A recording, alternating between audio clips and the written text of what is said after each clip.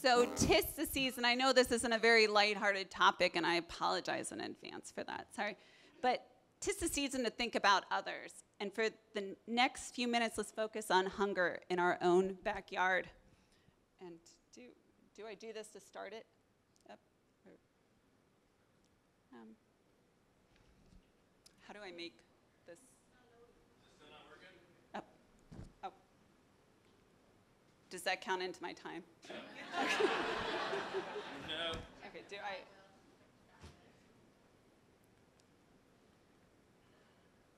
Okay, perfect. Thank you. That little guy right there. Okay. But it's All right. getting finicky tonight. I'm sorry. After I told you guys it was easy. He said it was very easy. Okay, so what does hunger look like in North Carolina? This isn't what we're used to seeing, right? This is the distended, malnourished famine over on the other side of the world. But in actuality, here in North Carolina, it's looking more like this, like your children's classmates, your colleagues. And part of that is because it's very commonplace. Yeah, he just told me how easy it was. 17% of North Carolinians are hungry, so it's disproportionately high. Nationally, the rate is closer to 14%. And 1 in 4 of those are children. And in a lot of our counties, it's closer to 1 in 3.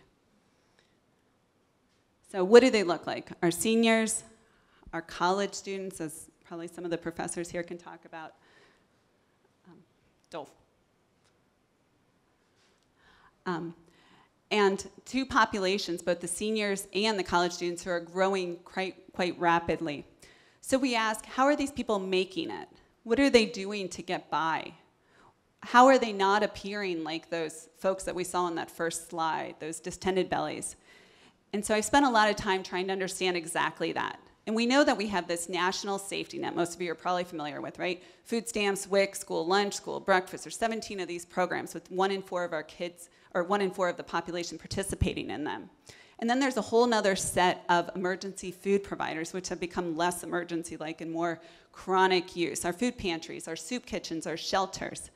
But even in spite of those things, what we've been studying for some time are those individual things that people are still forced to use because they're desperate. And we've identified about 80 of these that include the food pantries, the soup kitchens, using emergency food providers. And we say, well, why do we care? These are just prudent things. People aren't starving like that first picture. Why does it matter? I'm a public health person. And I say, well, it matters because people are having to worry about having enough food and resort to using these things, but it also matters because they expose them to this public health risk, and societal-wise, it just pays a high toll. So what are some of these things that people are doing? And what are the risks? There's nutritionally risky, diluting baby formula, under consumption of too many, too few calories. There's food safety risk. We have one expert here today that can talk all about this. We have physically risky things. People are living in abandoned houses to ensure that they have sufficient money for food. We have people reporting engaging in prostitution. And again, remember, 1 in 4 people are hungry, and people are really struggling to make ends meet. People begging, illegal regulatory risk, financial risk, shuffling around bills, a little less obvious, but still as desperate. And there's 80 of these. So what happens? How do people end up here? Why is it so commonplace?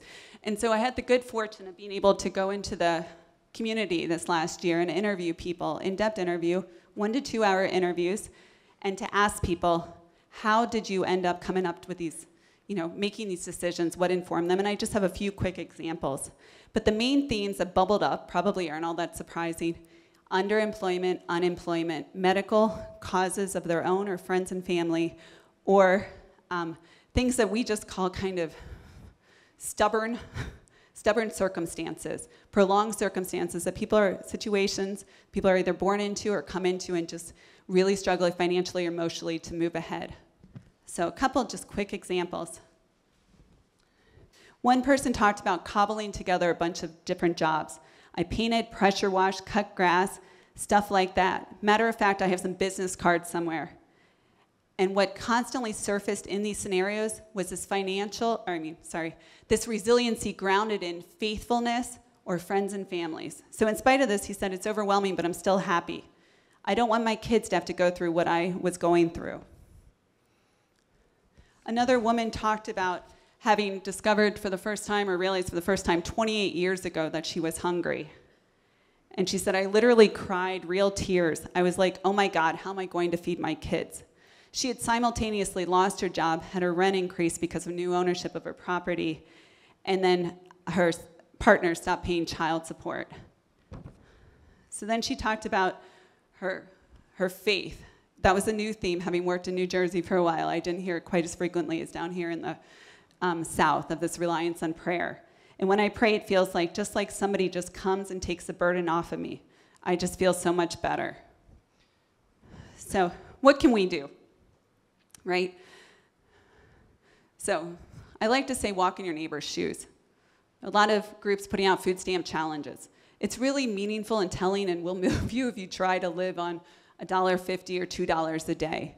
Feel like what it's like to be hungry so you can kind of better get in the other people's shoes. Contact your local and state representatives. We don't teach this in graduate programs enough to how to really do that, to advocate and promote not only those traditional feeding assistance programs, the food stamps, expanding them, but also those economic supports, health insurance, affordable housing, fair wages. Support local efforts. This is the one that this time of year we seem to have no problem with. Canned food drives, churches, soup kitchens, but also just think about in your own local communities, is the food affordable and accessible?